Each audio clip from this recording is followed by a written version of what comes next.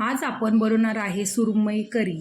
त्यासाठी मी 1.5 किलो सुरमई आणली आहे। ती स्वच्छ धुवून त्याला हळद, मीठ, मिरची पावडर, करी मसाला आणि 1 लिंबू लावून ठेवलं आहे।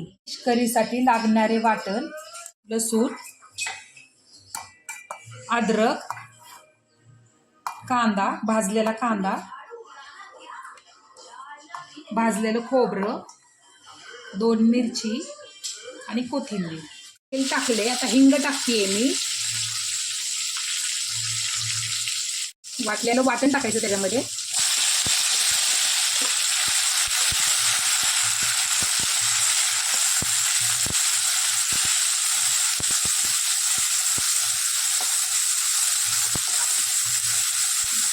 आता वाटलेलं वाटण टाकलं आहे आणि त्यात मस्त मी परतून घेत आहे। मसाला आता भाजला आहे, त्याच्यामध्ये करी मसाला टाकायचा आपल्याला, आमचा काळा मसाला,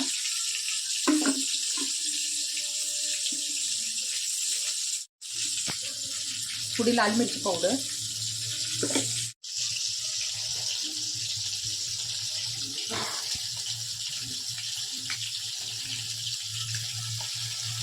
त्याच्यामध्ये आपण फिश टाकून घ्यायचे।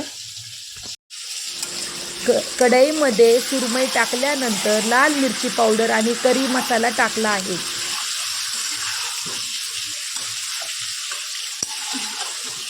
थोडंसं पाणी टाकतोय, मसाल्याचं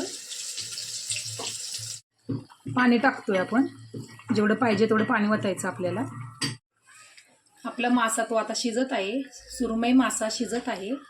एक उकळी आली की गॅस कमी करायचा। कोथिंबीर टाकून सेव करायचं। आपली सुरमई करी तयार आहे।